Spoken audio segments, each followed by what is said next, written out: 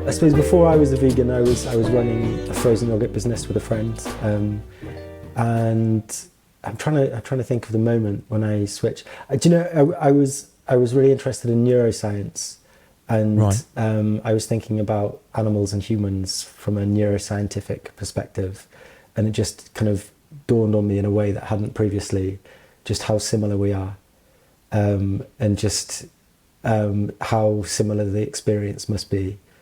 And I think at the same time as well, I read something about the average life expectancy of a dairy cow versus a real life cow in the wild, if such a thing exists. And I suppose just those things together just kind of opened the door to me kind of thinking more about animals as being on a continuum as opposed to this kind of other thing. So yeah, I think that was, and then I carried on running that frozen yogurt business with my friend for probably about a year or so, and then I kind of that was one of the major contributing factors as to why I ended up leaving that business and starting a different business afterwards, which was a organic vegan meal replacement business. And was that a bit of a slow burn, that realisation, or did it come to you kind of all of a sudden? No, I think it was quite sudden. I can really remember one time. It's like in the veganism and vegetarianism, it kind of all happened at the same time. And I just remember being with some friends in a supermarket, and we were about to buy. This was kind of in the middle of that phase, and we were about to buy a chicken. And then there was like some discussion about whether it should be like an organic chicken or not organic chicken, and just either way, just I don't know, just I was just really thinking about that chicken in a way that previously had never ever occurred to me, as being so yeah. So I suppose once the kind of door opened, it was just kind of absolute and sudden. But I think for me personally, for some reason, the neuroscience was like the way in. Yeah. Were the others around you, the people you were studying alongside and so on, did they kind of have the same epiphany at the same time, or were they almost like, I'm not really sure where you're coming from, Kai? Yeah, no, it's always been quite a minority position.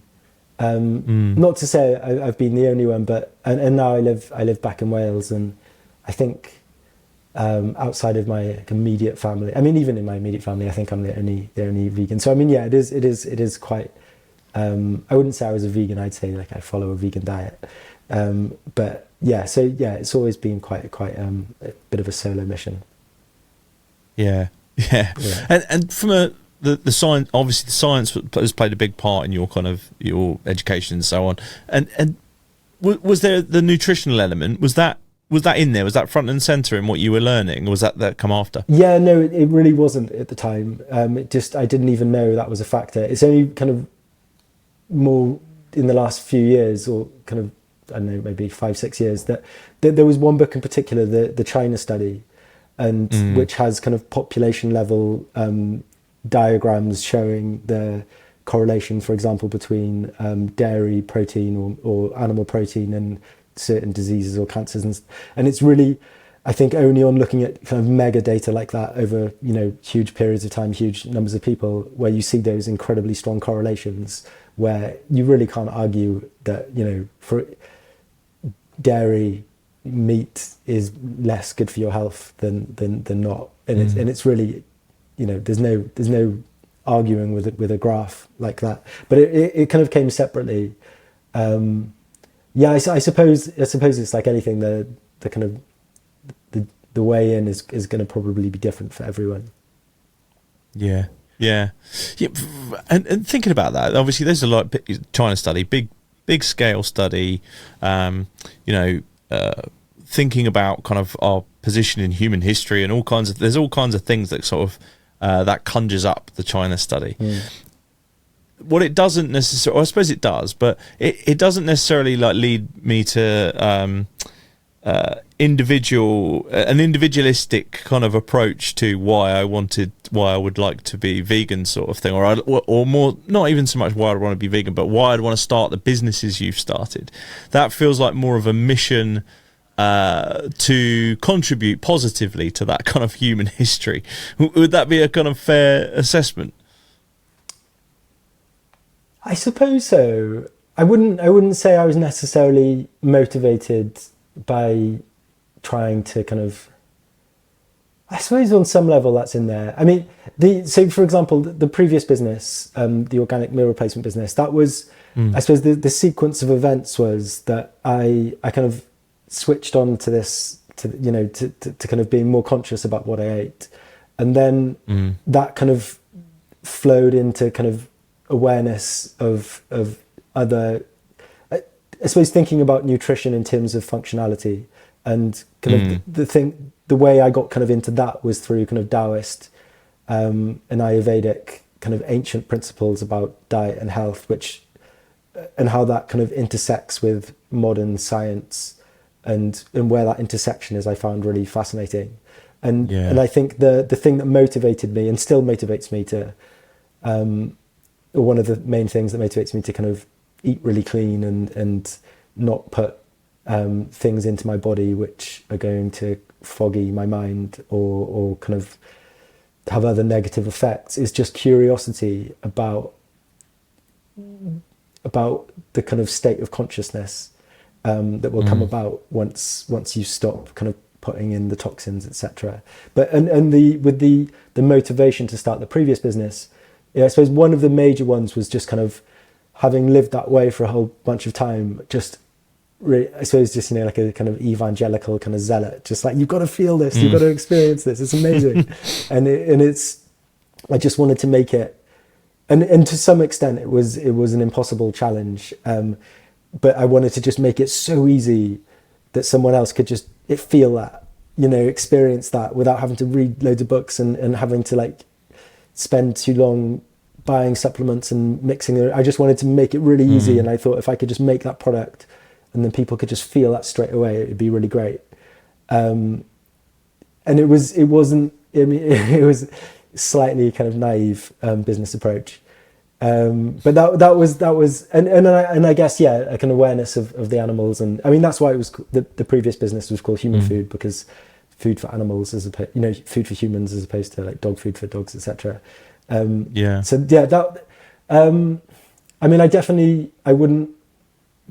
I don't think I'd be able to motivate myself to do anything if I thought it was kind of on the dark side. If it wasn't contributing to, I mean, you've got to have hope, right? You've got to hope that we're not going to end up in a nuclear Armageddon situation, and that humans aren't going to become increasingly less humane until we all end up living in some kind of horrible self-imposed prison. Like, you've got to hope that we kind of go the other way, right? Yeah. And so you've got to contribute towards that. You've got to give your energy to that. Otherwise, we're all doomed. That's kind of how I feel about it. Absolutely. I was going to ask about that, sort of the benefits, the practical benefits you felt.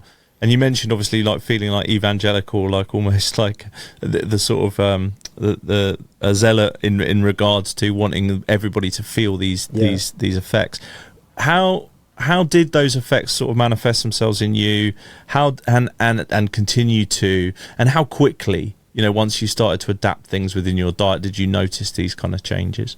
Yeah, I mean, I've heard recently about this kind of idea of people kind of getting addicted to healing, because that kind of rush when you go from maybe a lifestyle where you're kind of eating lots of meat, maybe consuming lots of alcohol, which is what I was doing at that time, and then you kind of make some changes, like stop eating meat, reduce your alcohol, or maybe stop it, and then you suddenly get this kind of like rush of clarity, and you sleep better, you think better, everything functions better, and that initial kind of, which is probably unsustainable, that trajectory, the initial trajectory, is like so exciting and such a thrill that you're kind of constantly trying to seek that. But I mean, I guess there's an element of that. But I really don't think there's a kind of a ceiling on it either. I think there's kind of infinite potential for increased clarity and. I suppose a big question, but I'm interested to get your perspective, given that you have taken such a, like you said, you've looked at kind of the ancient principles, Ayurvedic principles and so on of eating and thinking about, not doing harm to yourself in the act of sort of functional food and food consumption and so on. And it just sort of something crossed my mind, which I'd like to get your perspective of, which was how do you feel about the sort of the state of plant-based eating, plant-based foods in the kind of mainstream conversation right now?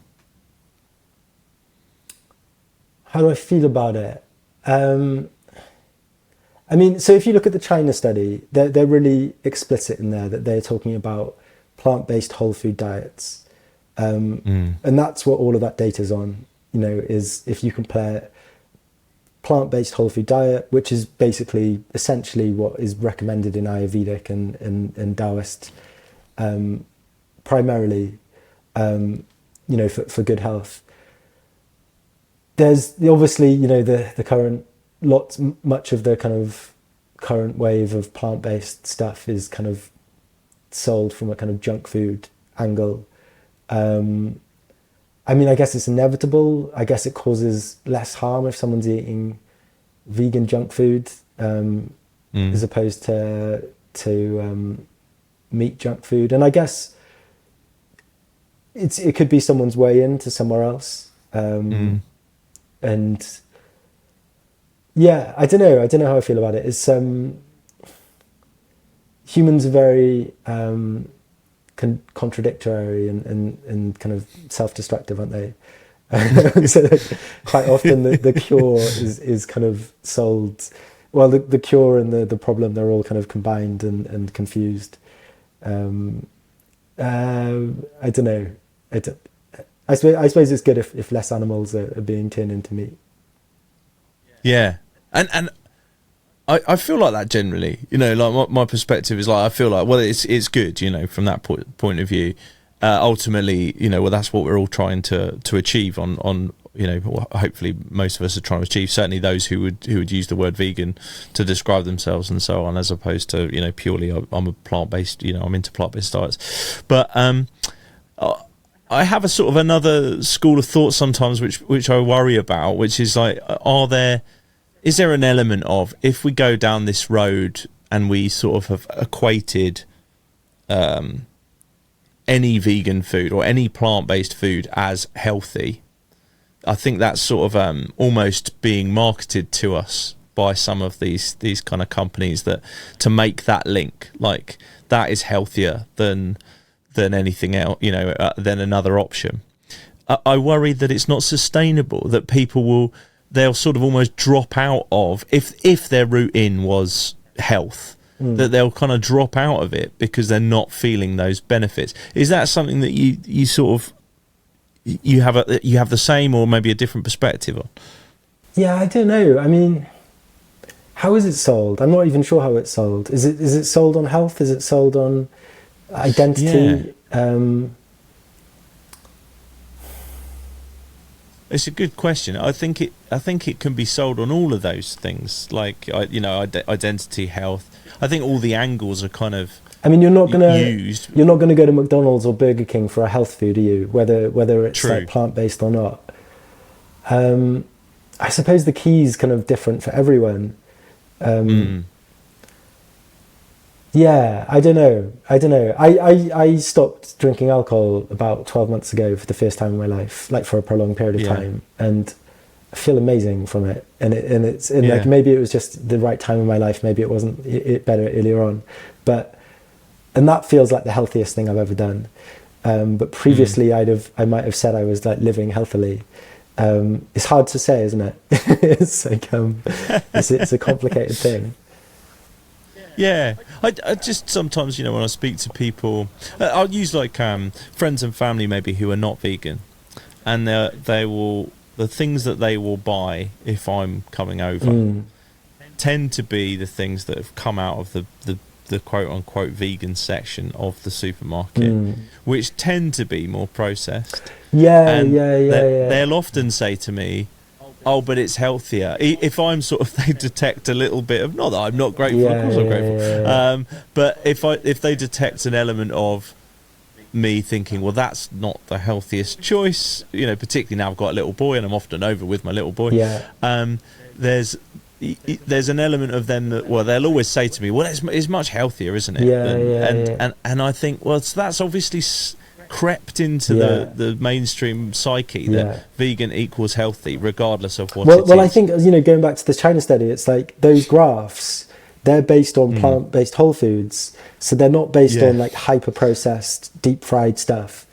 So the argument for healthy is, you know, maybe not necessarily kind of linked to that. But I mean, I think, I don't know, I would imagine that some kind of plant-based fake meat is probably still healthier for you than you know, some animal that was pumped full of all sorts of chemicals. I would imagine, but I mean, to work that out would be pretty tricky. But I mean, and I'm sure that's going on. I'm aware of some studies going on comparing the effects. But yeah, I don't know. Yeah, it's an interesting question. I'm not sure. I guess the society economies, they're not set up to make people as healthy as possible, are they? They're set up in other ways. No. So it's not surprising that this is the way that kind of manifests. Without going, well, I guess I am in this question, but I was going to say, without going too sort of deep into the entire sort of political system in which we live, do you think that potentially is therefore an issue for us? You know, generally speaking, that we what we feed ourselves is not driven by, you know, good intention often. It is on an individual level, and maybe there are some companies out there, and you know, you've certainly pioneered the second of those that are, you know, in your sort of business career with First Human Food, and we'll come on to BIOVIT. But there's not many, or not as many entrepreneurs out there who are thinking in that way. Certainly the big companies who are offering the vegan ranges aren't thinking that way.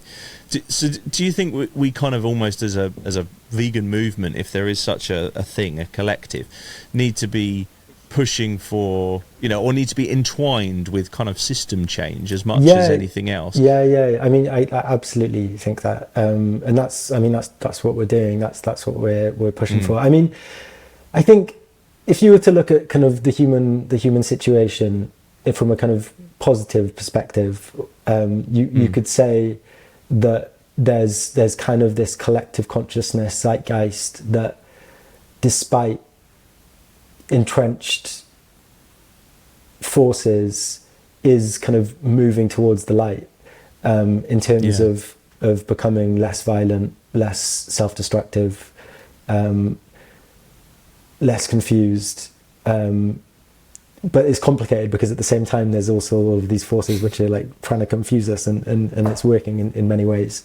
But I think what we're trying to do is create stuff for that future world, the good place, things which deserve to be there, and so that's what we're doing. And you know, I think there's a place for that, and it can be like a nucleus for things to kind of, you know, other things to spread from, and it's definitely the case that cynicism and, you know, capitalism are the primary drivers behind 99.9% of, you know, the most successful products out there. Like, surely, I know. I mean, it's like you could go through them and say, how could they possibly include that ingredient? Look at all of this scientific evidence that proves that it's not good for your health. Like, what is the rationale for? I mean, I don't want to start going to like naming names. I don't want to play that game. but it's yeah, for sure. That's what's going on.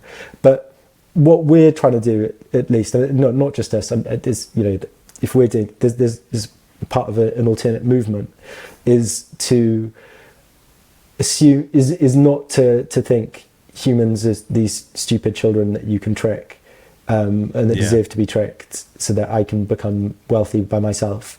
It's instead to treat people with respect and dignity, and to help get information out there so people can make informed choices, and try to kind of help move us towards the good place. That's what we're trying to do. Yeah, it's a fantastic intention. I love it. I loved human food, and I'm sure I'm going to love BIOVIT too. Cool. Tell us a little bit about BIOVIT, sort of give us the backstory. Sure. So as you know, the previous business was organic meal replacement business, and it was really and the way I kind of got into that was I became aware of kind of meal replacements as an idea, just as when they first emerged, and I was like, wow, that makes so much sense. It's so logical. Obviously, you should just kind of look at what the animal needs and then have that amount of nutrition in the thing each day. It makes so much sense. And then I looked at the products that were out there, and they were kind of all of these weird synthetic ingredients. So I said, well, obviously you should just make an organic one, and that would be perfect. And it was only then, in trying to formulate that product, that I became aware that there was such a thing as synthetic vitamins. It could never entered my mind before. But talking to the organic certification companies, they say, oh, you can't use organic nutrients in your products. And that was literally the first moment it ever entered my consciousness that there was such a thing as a synthetic nutrient and a natural nutrient. And just, I suppose, some kind of backstory on that. Synthetic nutrients have been around for about 100 years, lab-made analogues of the real things. So they're similar but not identical. And they're isolated. So if you've got, for example, synthetic vitamin B3, it will just be that substance which they're calling synthetic vitamin B3, which is equivalent to or similar to the real thing but not identical. But it won't have any of the synergistic stuff that you get naturally in the plant, the coenzymes, the other phytonutrients which your body needs in order to process and use that nutrient. So that's fundamentally why. I suppose we go into that a bit, but there's lots of clinical evidence that suggests that synthetic nutrients don't work. There's some evidence that suggests that in certain situations they do work, but for example, one large study that recently took place in Europe with thousands of participants looked at the effect of high-dose multivitamins on heart health over almost 5 years, and the outcome of that study was there was no statistically significant difference. So they were doing nothing at all. So even though you can kind of, whereas obviously the natural plant-derived nutrients, we know they work because we wouldn't be here otherwise, and it's what we're all relying on all day every day. So it was really I kind of stumbled upon that realization that they existed at all. And I think from surveys we've done, from people I've spoken to, most people it's never occurred to them. So that was really kind of how I began this journey towards thinking about nutrients, and then after human food, what I realized in doing human food was that human food was a blend of organic plant extracts, standardized for nutrient content, which is how we overcame that problem of fortifying a food product without using synthetic vitamins and minerals.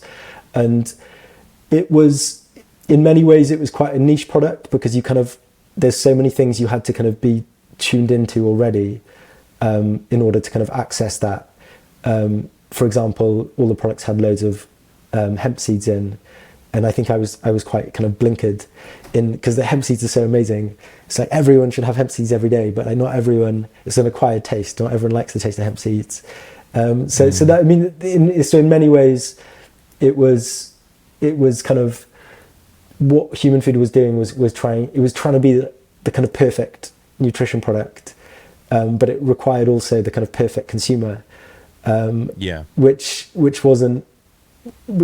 it wasn't kind of fit enough for the market in a way, if you know what I mean. So the idea with BIOVIT is and the other kind of problem, I suppose, with human food was quite often you kind of explain the concept and you say, but look, there's this problem with synthetic vitamins and these vitamins are natural and these ones work, and then already someone's like, I don't know, you're starting to lose them, and then you're kind of, you've got to explain why, like, you know, why switch, and then you're like, there's all of this clinical research that show they don't work, and it's just the idea with the research that we're doing now. So we have UKRI funding to do a £500,000 research and development project with Swansea University, and in that study what we're going to be doing is comparing an organic meal replacement product which is fortified with plant-derived BIOVIT, plant-derived micronutrients, and an otherwise identical meal replacement product which has got the synthetic nutrients in. And participants over a month are going to consume every day. They're going to have one of these products, and then at the end of the month we're going to be able to assess the difference in bioavailability between nutrients, so how well they're absorbed by your body as opposed to just kind of extinguished. And we're also going to be comparing efficacy, so which will be more difficult because it's so noisy, because, you know, you can't put a human in a cage and limit all the other variables, and all, so there's going to be lots of other noise from the rest of their diet, but the aim is to find statistically significant differences over that period of time in efficacy.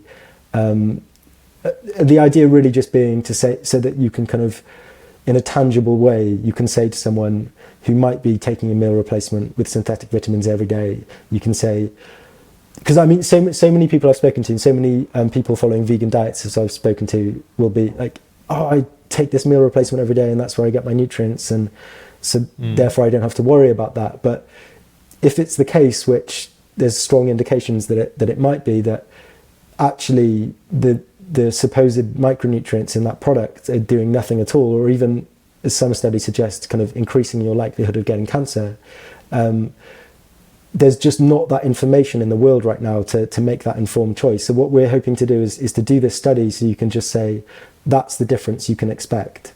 You know, over a period of time, this is the real life, you know, whether it's in terms of, I don't want to kind of guess what the results will be, but it's based on the things that micronutrients can do for you and the symptoms from micronutrient deficiency, such as, you know, fatigue, memory loss, all sorts of things that might often get confused for aging.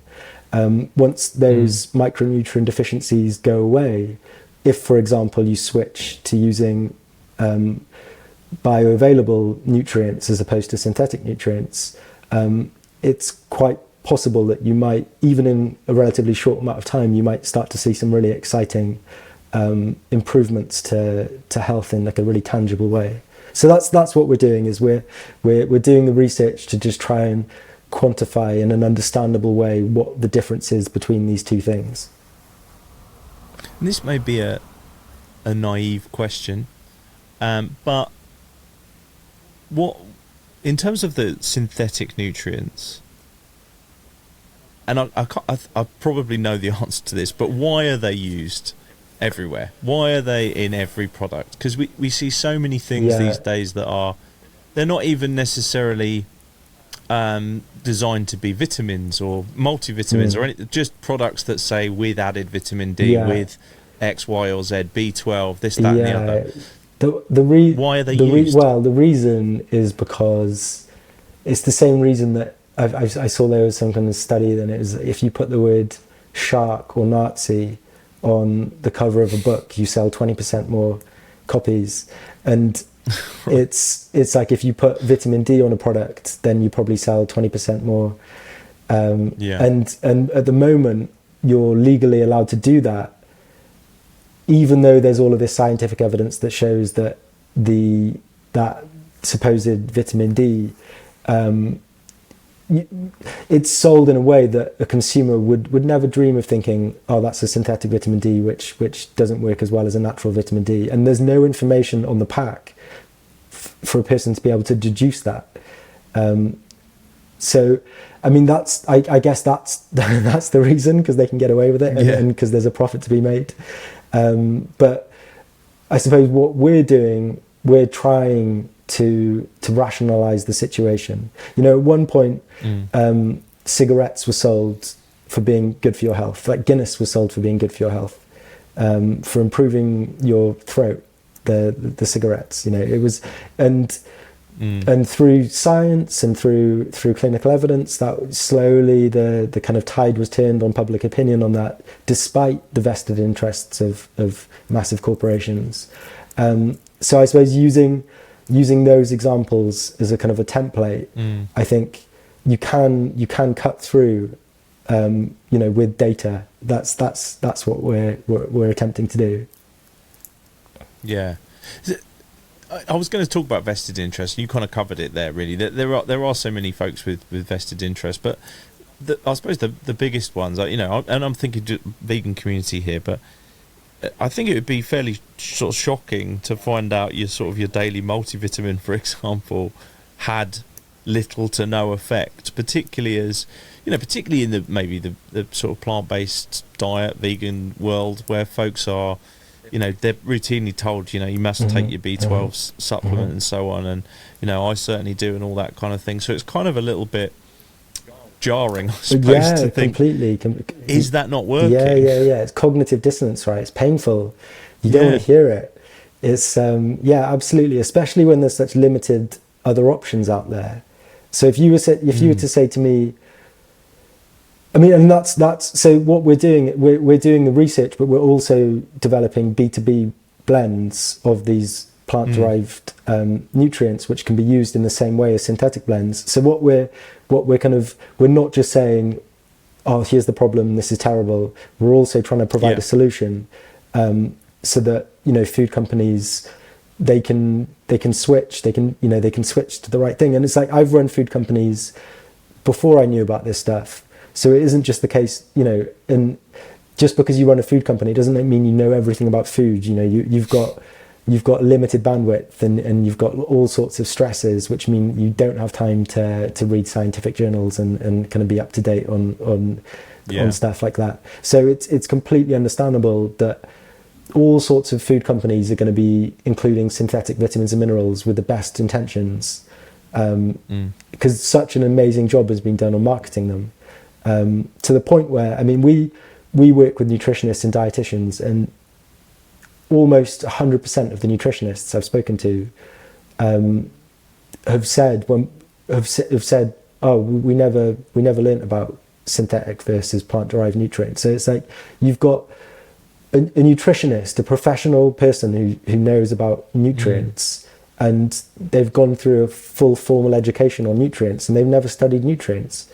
You know, they've never really looked at like what's this thing that's being called a nutrient that's going into all of these foods. It's just kind of taken for granted that they're indistinguishable from natural, but then they're absolutely not. And there's, you know, so much evidence that shows that they're not. This is another naive question, but when it comes to something like a I can almost understand why certain foods and so on, provided they pass a bar of, you know, human safety and so on, are allowed, and there's, you know, I'd like to think as a consumer that there's some checks and balances in place.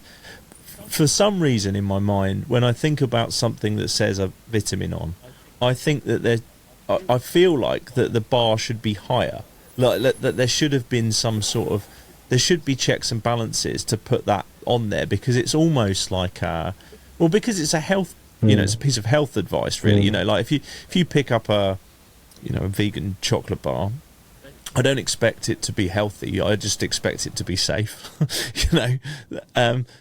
But when I pick up vitamin D, I expect it to be healthy and safe. Why is that not better regulated at the moment? I mean, that's one of the things we're doing. We're pushing for better regulation, and we're doing a government petition. We're going to be setting up a government petition to raise awareness and to hopefully get this raised in Parliament. I mean, the actual legislation around food labelling does say that you need to make it clear whether the nutrient in a product is synthetic or natural, and if there are synthetic vitamins and minerals added to a food product, that you need to separate those nutritional declarations, but no one does it.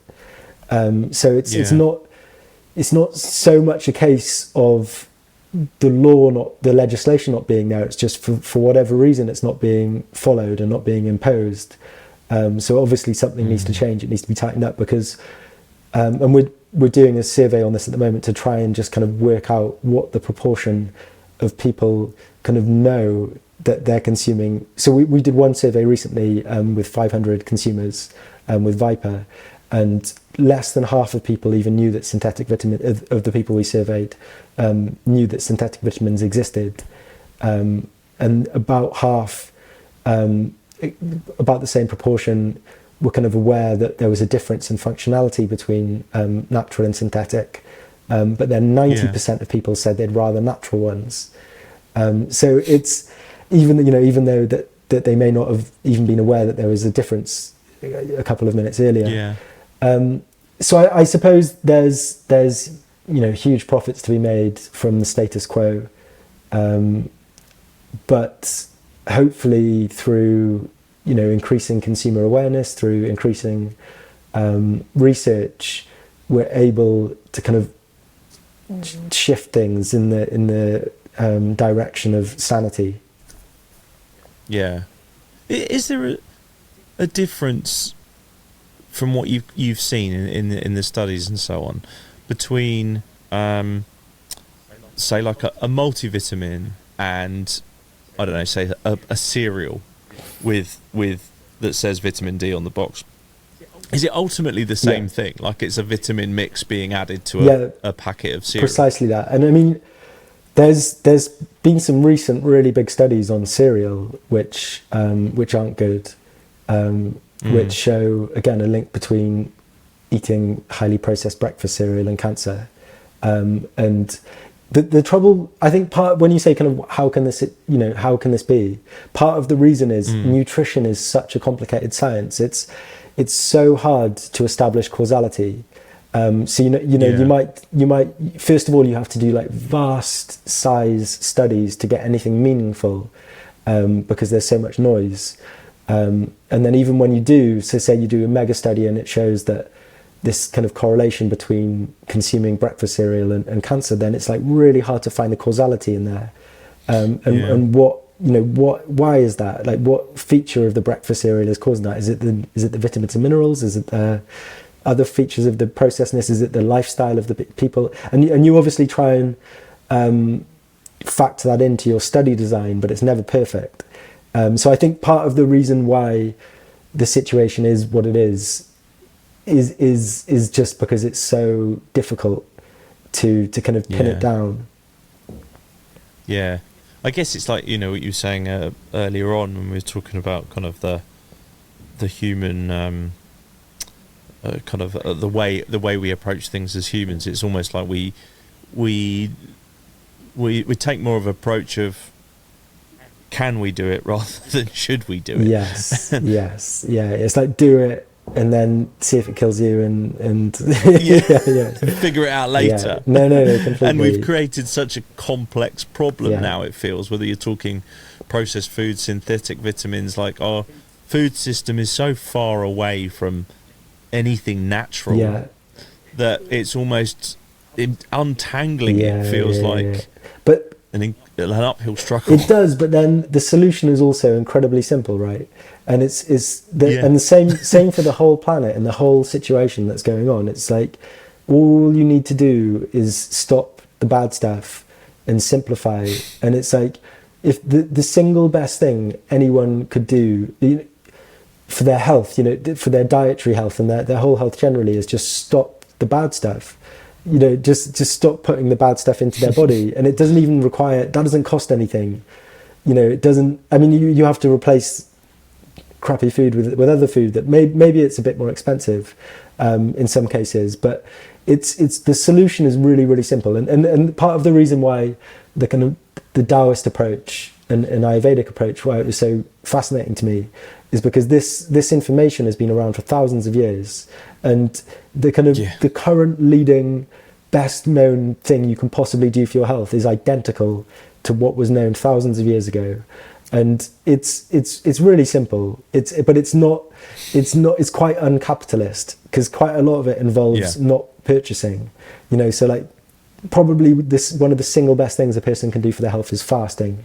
But you don't need anything for that. You don't need an app. You don't need anything at all. You just have to, stop eating for a period of time. But it's not necessarily easy if you're not used to doing things that require, a bit of immediate discomfort. Yeah. So I mean, it is, in a way, it's hard to untangle, but then it's also like really, really simple as well, I would say.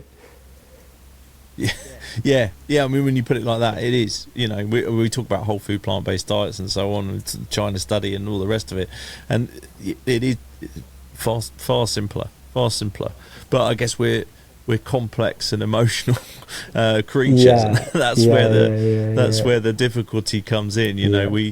We like you said at the beginning, we all do things that are destructive for various reasons. Well, it's like it's so ingrained, that kind of self-destructiveness is so ingrained in our culture, where you have it's just taken for granted that any celebration involves just consuming huge amounts of toxic stuff. It's like, it's someone's birthday, so you've got to get wasted and you've got to eat like chocolate cake, and it's like as if you can't celebrate something without destroying yourself. But it like absolutely doesn't need to be like that. Like you could have just as meaningful a celebration and consume healthy food, and it wouldn't make anything less good. I think it's the capitalism has seeped so in deeply into our psyche, where you kind of walk down a high street and you see a billboard that's selling chocolate snacks, and then the next billboard is for liposuction, and then the next billboard is for donuts, and then the next one is for a gym, and it's just like that constant, like the poison and the cure and the poison and the cure, and it's just stimulating more economic activity, and people are dying and suffering, and it's terrible, and but you can step off that. You can just like remove yourself from that cycle really, really simply using the ancient methods, but with modern science to kind of give you that reassurance that you're not, because it's not like everything ancient is good. There's lots of like ancient wisdom that's not good. but you can, what the science does is it gives you kind of a compass to see your way through it, and to see what actually there's evidence for. I love that approach as well, because I think often within the sort of quote unquote vegan community, I hear people have they've gone so far down the rabbit hole that they then become distrustful of science. Almost, they get to a point where they sort of reject modern medicine, when it's sort of almost throwing the baby out with the bathwater to some extent. Like. Well, the Taoist approach is totally rational, and it was cutting edge scientific. It's really just it's absolutely pragmatic. It's just whatever works. It's just like there's no ideology or kind of. It's really a purely scientific approach of just, what does the evidence show? What things are available? So it involves all sorts of functional foods and interventions. It's not, but but based on evidence, based on science, based on doubt, and kind of moving towards more intelligent behaviour based on scientific results. So it's always been quite a scientific principle. Sounds like we all need a healthy. Yeah, absolutely right. Well, it's talking about kind of ending up in the good place. It's like that's the only path there. It's like the only way there is to get sensible, and just stop with all of the the self-destruction. Is just to kind of focus. And it's just like when you're in a crisis, when suddenly something has to happen. If you're on a ship and your family's on there and it's sinking, there's no time for conflict then. There's no time for stupidity. You just have to behave incredibly effectively and in a focused, kind of intelligent way, and it's your only way out of that situation. And that's where we are, right, as a species right now. It's like the ship's sinking, and we've got no more time for kind of silliness, and really and the link between our individual bodies and the world outside it, it's completely connected and completely linked, and there's no separation. And the destruction people are doing to their own bodies it's exactly being mirrored in the destructive world outside. And that's not to kind of put myself in a separate category I'm also part of that. And and at different stages on my personal journey, I've been all the different roles within this like drama. But yeah, so I can't even remember what the question was. But, yeah. Well, it's like degrees, isn't it? I guess, like, you wherever you are at this precise moment, you look back on your previous actions.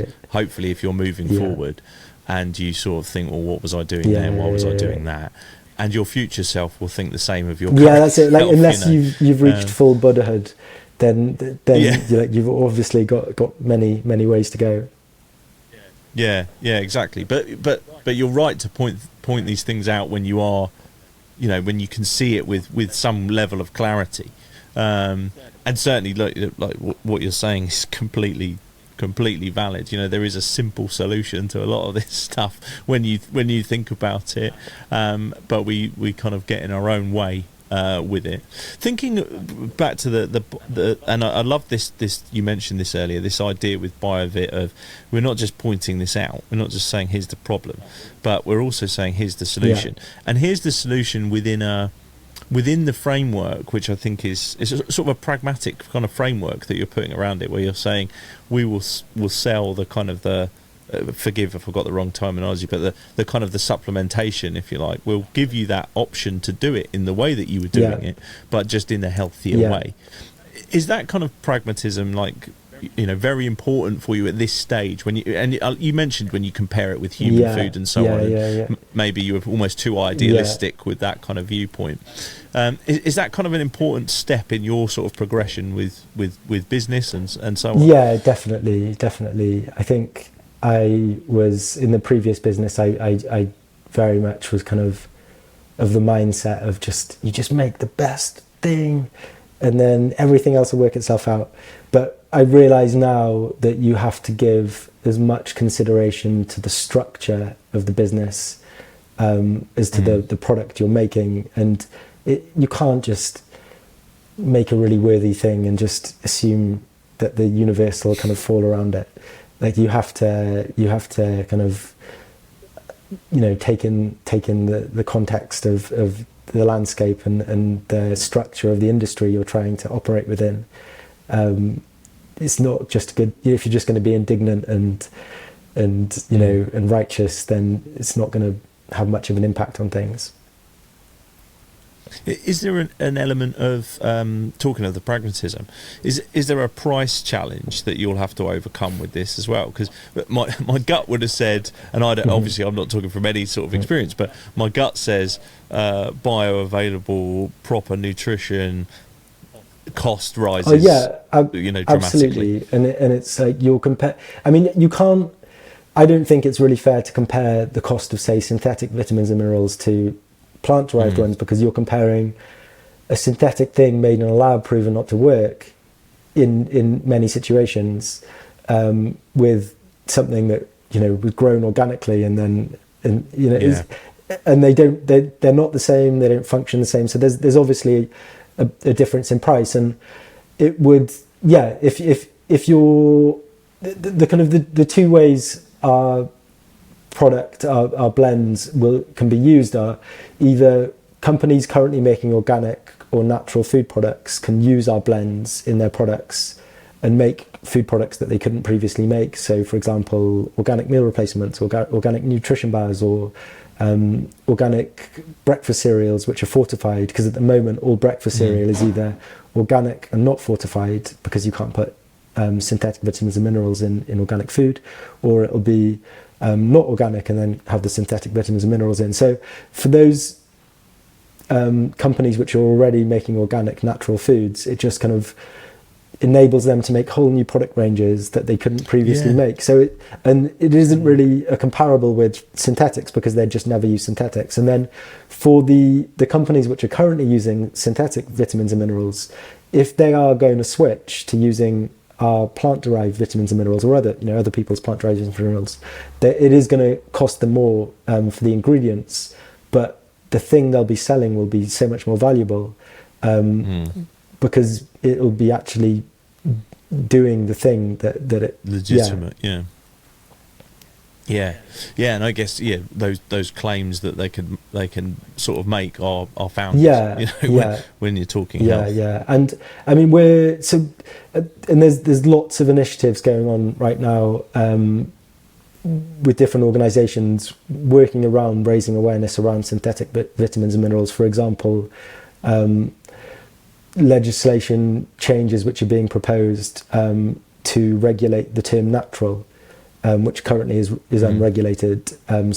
Which is why you see so many food products saying natural, and they'll have artificial flavouring in or all sorts of ingredients. And then, I mean, something you see a lot is foods that'll say 100% plant-based or 100% natural, and then have synthetic vitamins and minerals in, which some synthetic vitamins are made from animal, some synthetic vitamins are made from coal tar, so things which really aren't plant-based, but it's not regulated. So if this change comes in, so that foods can't call themselves natural, and if they've got synthetic vitamins and minerals in, things like that are going to really help food companies justify the expense of more expensive vitamins and minerals, because there'll be a market for it. Whereas at the moment, you've got kind of about 50% of consumers just not even knowing there's a problem there. They don't know the thing exists. But that's changing, I think. And as that changes, that kind of the question of, is it going to be too expensive, will kind of dissolve, I think. And you raise as you mentioned that, it just sort of raised a point in my mind about just even the word vegan written on products. That even from that perspective, if you've got a synthetic vitamin, and unless you've had a certification from a body that you trust has gone into the depth to look at what those vitamins were, those synthetics were, there's nothing regulating the word vegan. No, being put I mean, and things. even vegan certifying bodies will certify stuff that has got the synthetics in. Absolutely, but it's just where we are right now, right? And it's like it's back in the 40s or whenever it was, when there were billboards up saying "smoke camel to make your throat better." That I guess it feels a bit like that. But it just I think we're moving towards a more rational situation. I think people are asking questions, and that's hugely important. Like as consumers, we're sort of, and maybe I'm blinkered a little bit because I'm sort of in the sort of vegan movement, so I'm naturally more of a label reader perhaps than most. But I do think that's happening. Even if we go back to that point we were talking about earlier, the friends and family who think that the word vegan equals healthy. There is a discussion there that maybe there wasn't before. Even if they're coming to the wrong conclusion. Well, I mean, there is truth to it. I think there is truth in there, and I think those family members that might be like think it's kind of funny and a bit of a joke. And especially maybe Christmas dinner, and it'll all be quite funny because you're not having the turkey or whatever, and it's like everyone has to confront their own mortality. You can only be silly about it for so long, and at some point you have to get serious. And everyone's going to have their own kind of reckoning with that, and it's quite possible that people who are laughing now, they're actually like the cogs are turning, and they're thinking, that at some point they're going to kind of decide for themselves that they want to get healthier, and you know, so it's yeah, we're all kind of in it together, aren't we? 100%. Kai, look, it's been fascinating. I could probably speak to you for another couple of hours and get your perspective on all things, whether it's nutrition or the world. I really appreciate your perspective. But obviously, we've got a petition that we want folks to take a look at, which will be in the show notes. Cool. So I'll link that in the show notes, and I'll also link BIOVIT. Is there anywhere folks need to go, or any action you'd like them to take? So we've got a website which is BIOVIT, BIOVIT.com. If you go there, you can sign up to our newsletter and stay up to date with all of the research findings and kind of everything we're doing.